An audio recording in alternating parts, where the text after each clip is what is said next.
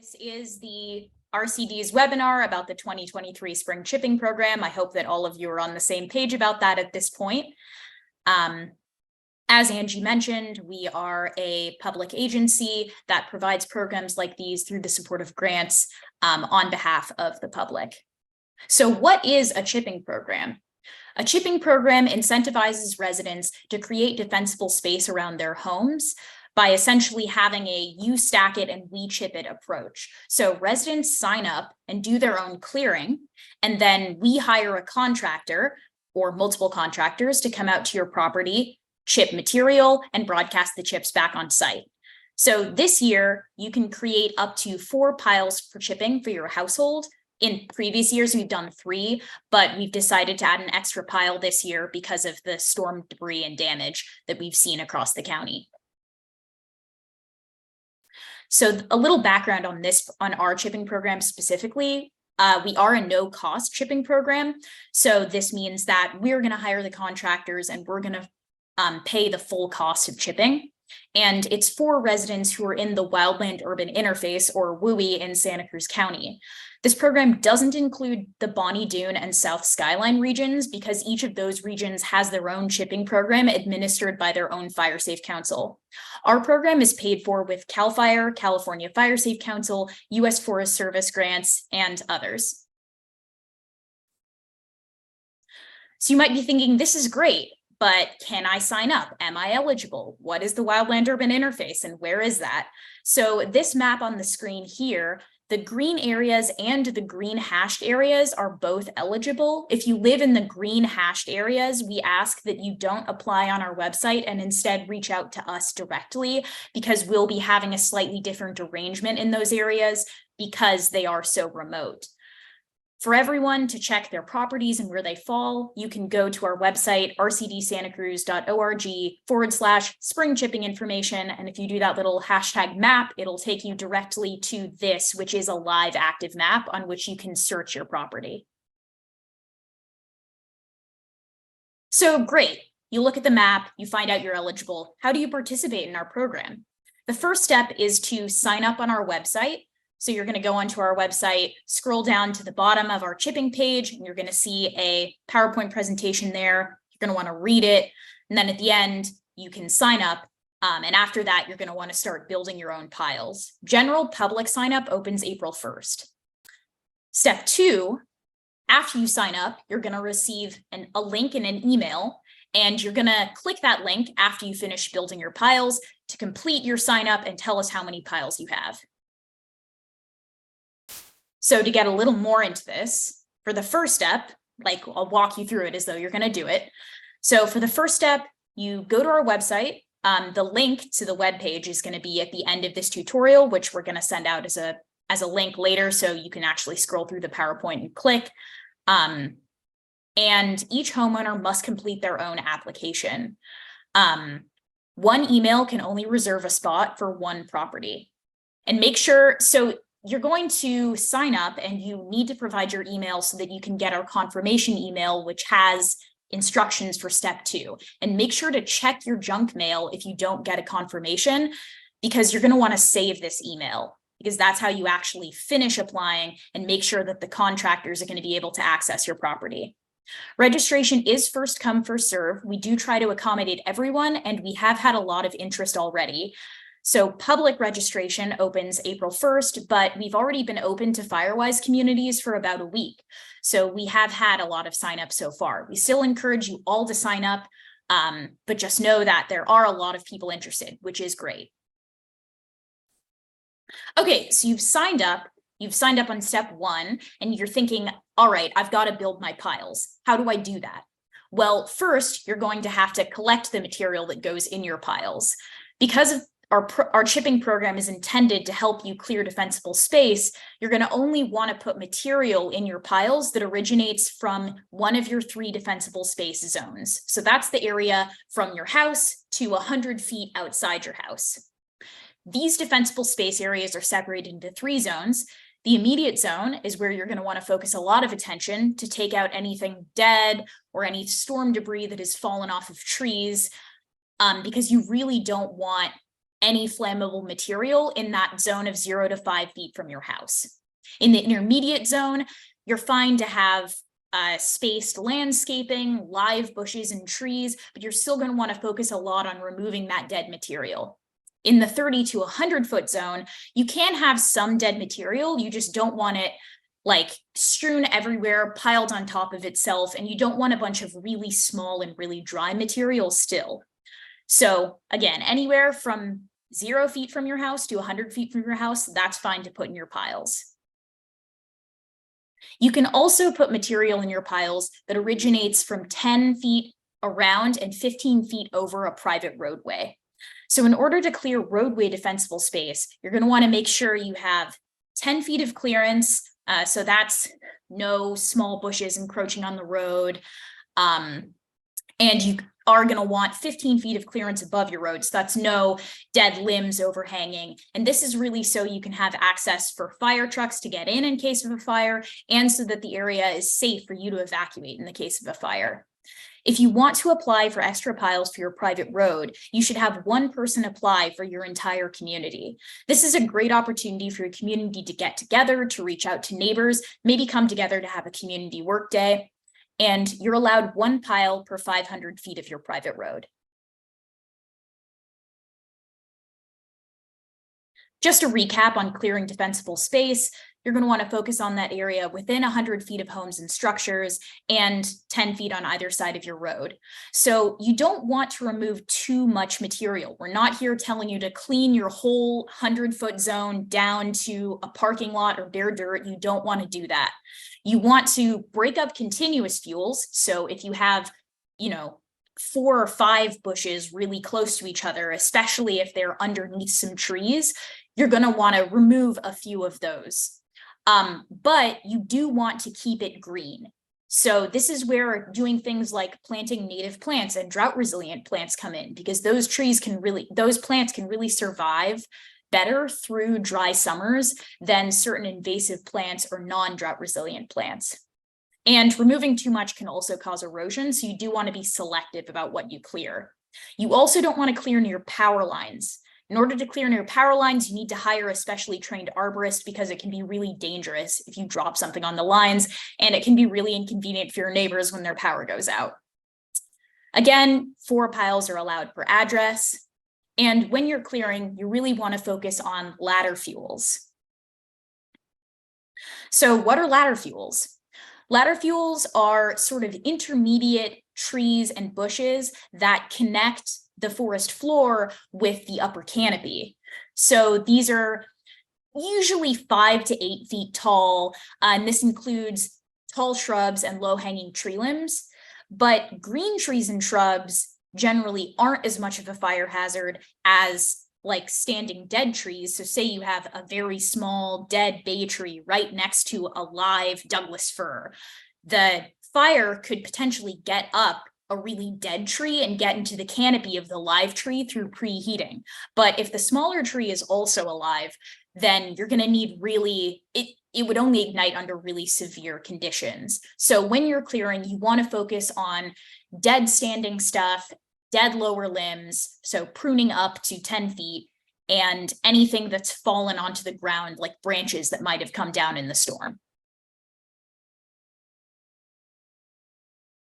Another thing you're going to want to think about are the animals that share the forest with us. Their homes are here too. So you don't want to disturb nesting birds when you're clearing around your home. The way that you can tell if a bird is nesting in your tree is, one, if you see a nest, but you can also tell if a bird is repeatedly coming back to the same spot, generally in underbrush or shrubs, or if they're flying to the same tree back and forth a lot, or if you see a bird carrying twigs or string or other potential nesting material to a certain site, you're going to want to avoid that spot.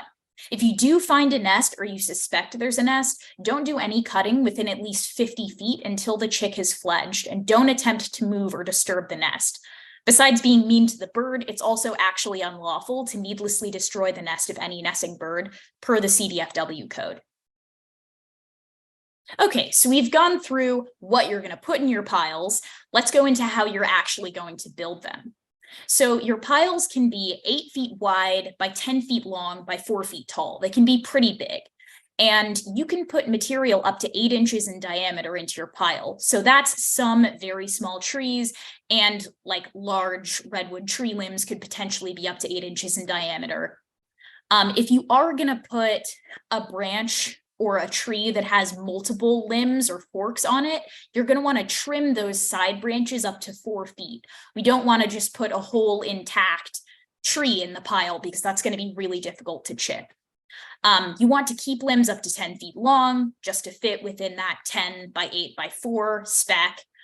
And again, you can put vegetation from within 100 feet of your home or 10 feet on either side of your private road into your piles. The piles must be hand stacked. We ask that you don't stack them with a skidder or other mechanical equipment because all of the cut ends need to face the same direction toward the road. Generally, we like them to be on the uphill side of sloped roads. And this is all for ease of the contractor and efficiency of our program, because the faster the contractors can load and chip, the faster we can get to everyone. Your piles can't include timber harvest debris or vineyard or orchard waste. We don't want any poison oak in there, ivy or blackberry vines, because those things can gum up the inner workings of a chipper. We also don't want broom or acacia with seed pods because the chips are going to be put back onto your property. So if you chip viable invasive material, that stuff is just going to stay on your land. We also obviously don't want any non-compostable materials in there. So no painted or treated lumber, no trash, no metal wire. That's all pretty common sense. We also don't want palm fronds, roots, stumps, rocks, or mud in there. And finally, we ask that when our contractors come to chip, you don't have any locked gates or loose dogs. If your gate has a code or there's a hidden key somewhere, you can indicate that to us in part 2 in the notes, in part 2 of the application in the notes. So this is just a visual of a good pile versus a bad pile. So a good pile is labeled with the street address. It has all of its, all of the cut ends are facing the same way, and it's going to be really efficient to load into the chipper. A bad pile is just sort of stacked on top of itself without any care for where the cut ends are going. There's no label, and it's kind of hard to tell whether it's a pile someone made or just a pile of debris. And this is just a visualization of the maximum pile size.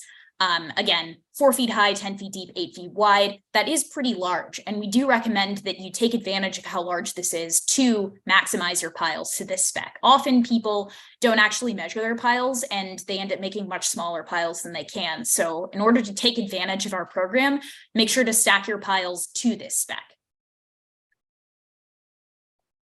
All right, you've stacked your piles. And now you need to actually complete your chipping sign up. So you're going to need to go back into your email, find the confirmation email you received after step 1, and click on the link, which will open the reservation form for step 2. So in that form, you're going to need to provide a minimum of 1 representative before photo and 1 after photo. And that can be of the clearing you completed, taken from the same location, or a photo of your piles. You're also going to need to tell us how many piles you have in the general measurements of the piles so our contractors can know what to expect. We also ask that you provide the number of hours and the date range that you spent clearing and preparing your piles, or the dollar amount that you paid someone to do the work, because we can use this as in-kind match, which helps us secure funding for chipping in future years. So after you've completed the sign-up form and the forms have closed April 30th, what's going to happen next? What are the actual chipping logistics? So chipping is going to occur during the month of May. You don't get to choose a specific date for chipping, and we know that this is difficult, but we do it this way so our contractors can, again, maximize their efficiency and address houses that are all in a neighborhood together. Chips will be left on site. So you can see an example of the chip pile and then the chips blown back into the same location that the pile was originally. So now you have these chips. What can you do with them? Actually, a lot.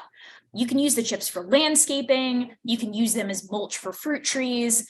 You can use them to sort of shelter your ground and dirt area because they insulate the ground from the sun and save water, so they retain water in that dirt. But if you are going to spread them over a wide area, you're going to want to spread them no more than 3 to 6 inches deep, because otherwise they can smother any plants that might be trying to grow up. So make sure you put your piles where you want your chips. Again, the contractors are going to blow the chips just right back where the piles are. You can also increase your green bin size to 96 gallons at no cost in case you don't want to keep the chips and you want them to be taken to the dump.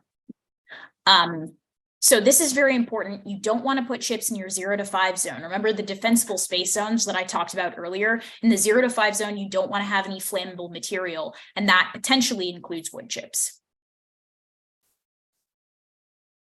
So some final reminders, again, no locked gates. If you do have a locked gate, in the notes in phase 2, you can leave a code for the contractors or the location of the key. We ask that you don't try and call our contractors directly. We also ask that you don't have any loose dogs. So it's just not a safe situation for contractors to be coming into. And again, no poison oak or messy piles. Final notes, we're not going to accept late registration. The deadline for completing both steps, so that's signing up on the website, making your piles, and then completing the final registration form. The deadline for all of that is April 30th. If you have further questions, email me at lbard, LB as in boy, ARD as in dog, at rcdsantacruz.org. And the final link at the end is where you can apply. So that's rcdsantacruz.org/spring-chipping-information. Okay. So let's go ahead and go through. I will, Angie, before we answer the live ones, I see you have about 5 questions that aren't, haven't been answered, but let me go through and just see which ones of these I think might need a little bit more. Somebody did ask, the signups do begin at 1 a.m. on April 1st. So if you stay up till midnight, and I will say right now we have a limit of 350 people. And as Laurel mentioned, Firewise communities have already started signing up, and we already have 204 people signed up through those Firewise communities. If you don't know what a Firewise community is, you can check in the Q&A or go to the Fire Safe Council's website. Right on their front page, you can find out about Firewise communities. And we did open it up to folks that are already gone through the process and recognized communities, and people that are in process. So all of those folks were able to sign up. Another question, and Laurel mentioned this a little bit, is about, if you have a whole neighborhood, I absolutely recommend telling all your neighbors about the individual program, but also maybe getting together. We have extra piles for the road, as Laurel mentioned, and only one person in your neighborhood will sign up for the road. But if you get together with some neighbors, maybe you could set a community day and do some road clearing as well, especially with that down tree debris. Let me just quick.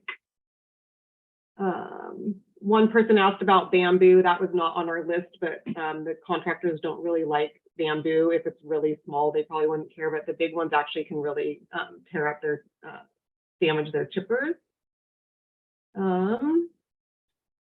And the chippers are 8 inches. They probably could take up to 10, but anything bigger than that, they normally don't bring chippers out that size. And they keep it smaller so that they are able to get to more remote places. So that's why we're chipping the smaller debris.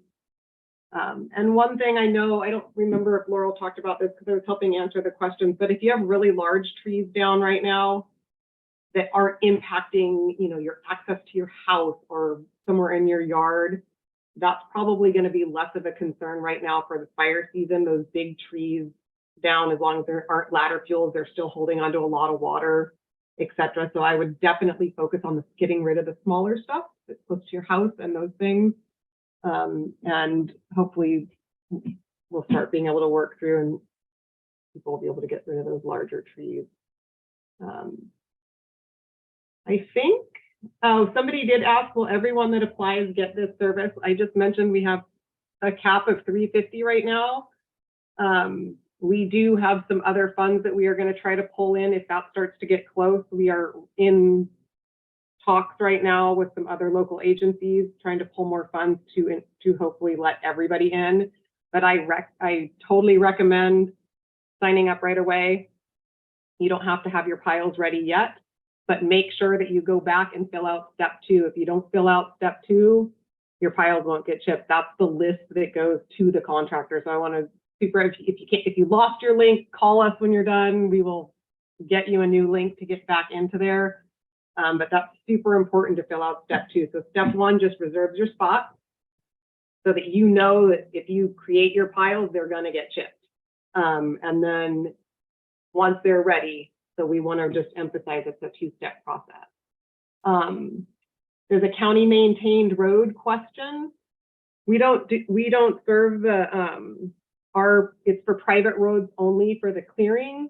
I'm going to reach out to the county again and see if we can find out any information on what clearing they might be doing, or if there's a potential, if you live on a really remote private road and you don't use up on all your piles and you want to pull those over to your property, or, use those in your property thing, we're not going to eliminate, stop you at this point for that. Normally we aren't allowed to include those, but I certainly reach out to the county if you have a lot of downed wood on your road and make sure they know. And Angie Richmond put the link to report stuff like that to Department of Public Works in the Q&A.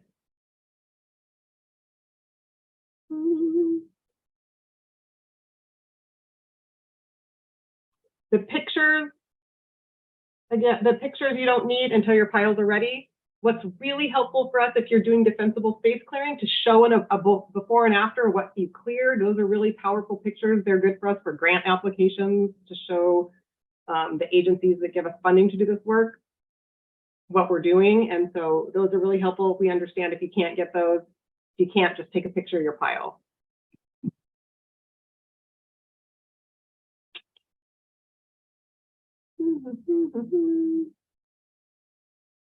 I'm going to ask Angie if she saw any other ones, or if she has any live questions that she wants to answer that looks like they needed more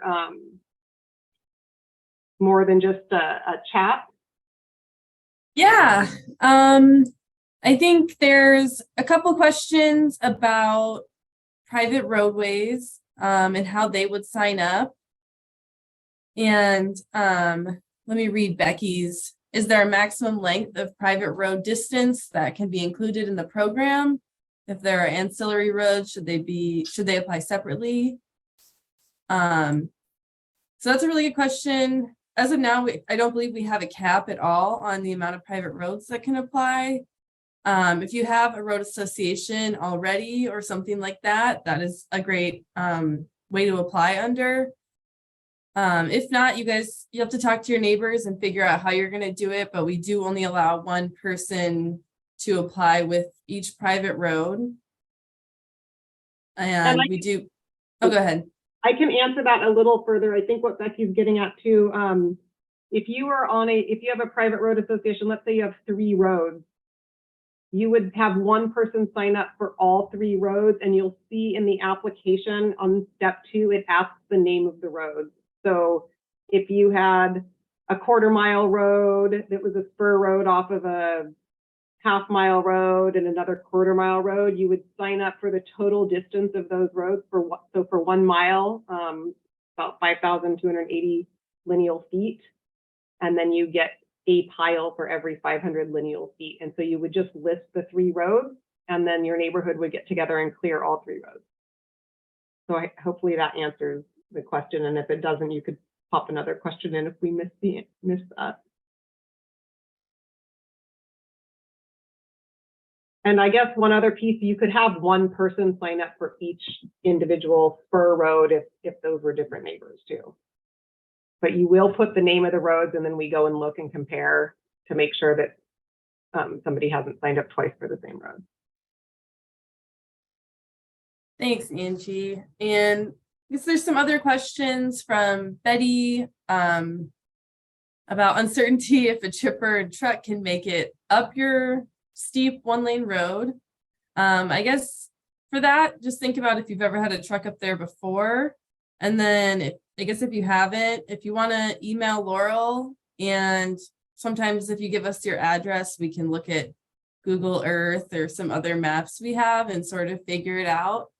And if we're still not sure, we might be able to come out for a site visit. And then Betty had another question. If the private road piles could be left at the bottom of the road instead of along the road, if it's very steep and narrow. Yeah, that makes sense. If you like in a private road, it's best to put your piles in turnouts or somewhere that the crew can chip them without blocking your entire road if possible. I know that's not always possible. And then another thing we suggest to folks is if you have like some scrap cardboard or something, you can write like RCD chipping program on there for your road piles. That will help the contractors find them and just increase the efficiency of the program. I can add one thing to that, Angie. I have had some questions, not tonight on the webinar, but where folks don't really have any turnouts on their road, or even they think their driveways are too steep or for whatever reason. If you can work with another neighbor, we've had a couple neighborhoods where one person used their property and all the neighbors brought all the wood down to that individual property.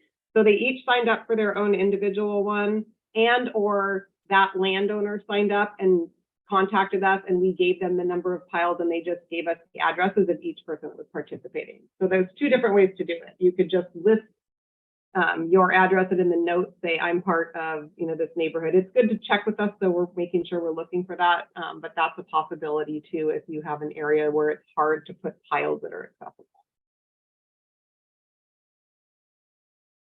Thanks, Angie. I guess Becky had a question about pulling French broom, and if it does not have ripe seed pods, can we include it in the chipping piles as long as there's no soil on the root ball? And good job, you've done your homework. That answer is yes. We don't advise ever putting invasive plants like broom or acacia that have seed pods in chippers because they will blow up and make your problem even worse. And then, like Becky mentioned, please do not put any rocks, dirt, or other trash or debris in your chip piles.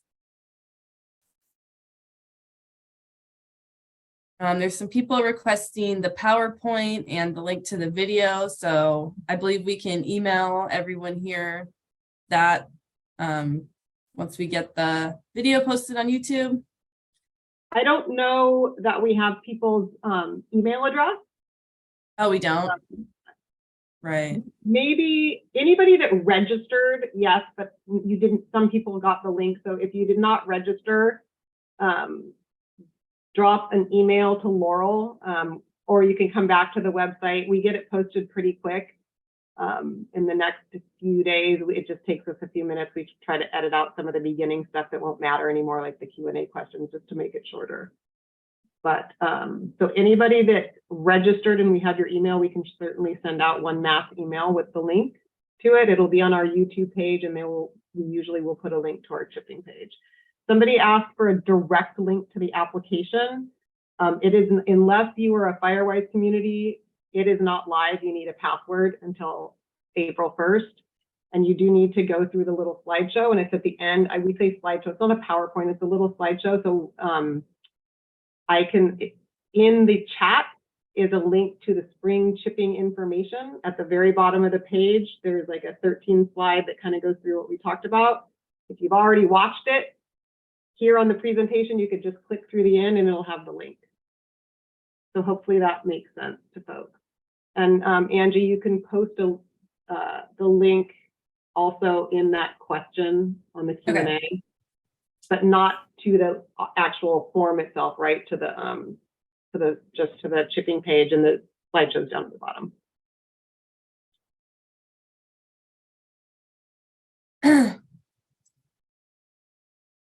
I guess there's another question from Jeannie about if you can change your contact email. So if you already signed up and you want to change your email, contact Laurel. We can go in on our website and change any of the responses that you already gave us. And then Jeannie, if you are talking, we have a general mailing list where we send out our newsletter quarterly, and we usually send information about the chipping program, which will probably go out in the next few days. You can go onto our website and just put in a new email address too, if you wanted to be on our list and informed of the different events and stuff we have.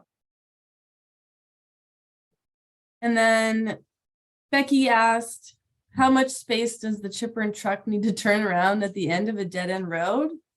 And I would say that depends on the driver. Some people might be better at it and some people might not be. So yeah, use your judgment. I mean, if you've seen big trucks or trucks with trailers back there before, then they could probably do it. And if you're still in doubt, feel free to reach out to us and we'll do the same thing. We'll try to look at your property or the dead end road on Google Maps and figure it out. And we can always come out and do a site visit if needed.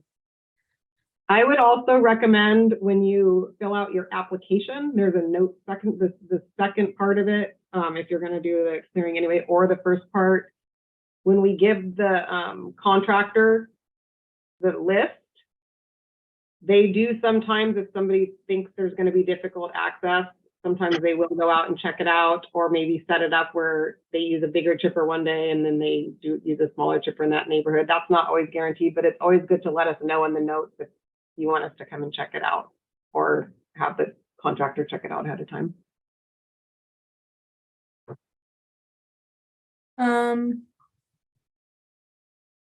So Jeannie asked if there's assistance available for seniors to put piles together. And currently, I'm not sure if there is a program like this. I know this is a need that many people at the RCD and other local agencies have recognized. I heard that SLV High School was starting to do something related to that, but the kids aren't allowed to do any super heavy duty work. And this is something where becoming a Firewise community can be really beneficial because they have to do a certain number of work days a year. And oftentimes they will band together to help out people who are having a harder time creating defensible space. And then one other thing, Angie, is it Jeannie? Jeannie, if you want to send Laurel an email, we have heard of a couple other groups maybe getting together to have some volunteer days where they would help folks in that situation. And I will reach out. I've been having an email back and forth with someone, and I believe it was something through, potentially even through the Fire Safe Council. So I will check in with them, and if we find that answer out and that they are organized enough prior to the end of chipping, we can contact you directly, and then we can also send a group thing out or post it. You know, we might send it out in our newsletter or announce that if it's something. It wouldn't be through the RCD. It would probably just be a volunteer effort out in the community, but we could let folks know about it. And then one last one here from anonymous attendee. Can the multiple piles be combined and touching each other in one location? We only have one flat area that would work and would need to pack it into that area to make it fit. Do you want me to answer that one, Angie? Yeah, sure. If you could just put a tiny gap between them, that's great. What happens is if they're too long, as the contractors are pulling them in, sometimes they start to get tangled together and they're just trying to avoid that. I don't really see a problem with it, but what we're trying to avoid is stuff getting tangled together. And one really important thing is do not use equipment. Don't use a little front loader or whatever you have at your house to push a big pile together.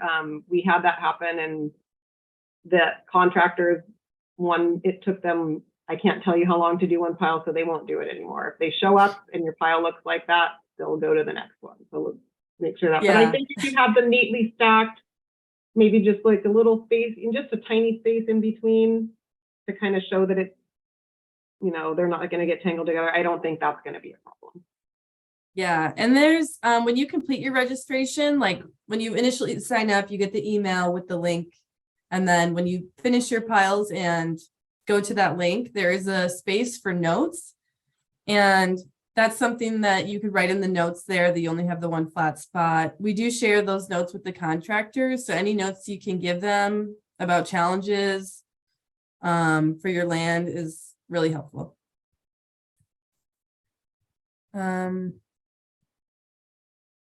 And then I think that pretty much wraps it up. There was another question about how many lineal feet of road are eligible for piles. So again, we're doing for private roads, 1 pile per 500 feet. And if you don't land perfectly on a number divisible by 500, just round up. So if you have, 1,300 feet of roadway, you would get 3 piles. And then feel free anytime to reach out to us too, if you have questions, after this webinar. And then the lineal feet for just the regular piles is 8 feet. Oh yeah. So 8 feet long, wide by 4 feet tall by up to 10 feet deep. And I did want to say the contractors really like it when you have longer branches. Like if you cut a 10-foot branch into 2 5-foot pieces, that just takes them longer to load. They're really good at taking those long branches and putting them in the chipper.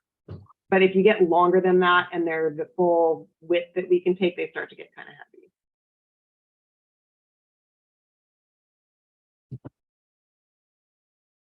Okay. Oh, and we have another question that just came up about private roads, I'm assuming. So the piles are supposed to be 500 feet apart is the question. That's a good question. No, they don't have to be 500 feet apart. It's just we allot the number of piles based on the lineal feet of the private road. So please put them in a place that makes most sense. Like we were talking about before, if you have a turnout or a nice flat spot or somewhere where they won't block the road while they're chipping, that would be great. And you might have a section of your road where you have a bunch of downed wood and then a big section where there wasn't any. It's just kind of an easier way. And the way we kind of calculate that stuff is based on defensible space clearing. So 10 feet on either side of your road is kind of what we're gauging, and 15 feet up. And, in past experience, we just kind of estimate how many piles that usually can create.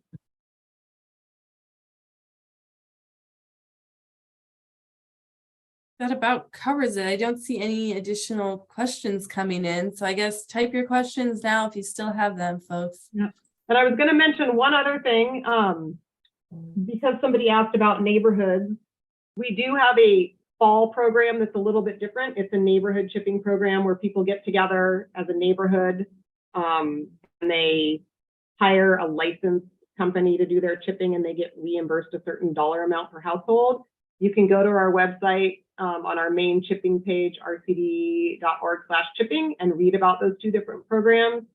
And if you link, it'll say the applications are closed for last year, but if you click that link, you'll get to more information about the fall program. If you're interested, and then you can sign up to be on our mailing list, and you'll find out when that opens. It usually opens in June or July for sign up. And then you have all the way through, I think, the end of September. So you would sign up to reserve the dollar amount. You have to have a minimum of 8 people or 8 households, but that's another option for folks. That just doesn't happen until the fall. And there's one more question that came through about private road chipping. Can they use the driveway if chipping on the road? Driveway is available for use. And feel free to put that in your notes too. Be like, I live at 105 Taylor Road, and you can pull into my driveway to chip the road piles. Yeah, that's a really good question. You can move them, the road piles, you can just mark them as road piles, and then in the note, just tell us where they are. So it does ask for a description, because obviously if there's not space on your road, you're not going to stick them in the middle of the road. There's kind of a 2-week space is when you don't know when the chipper's coming, so you want to make sure. And if you're doing your clearing now, the chipping doesn't start until May. So we want to make sure that everyone's safe.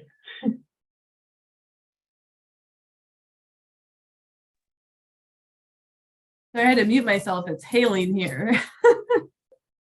Again, well, I think that's all the questions we have. So, yeah. Yeah, thanks everyone for coming.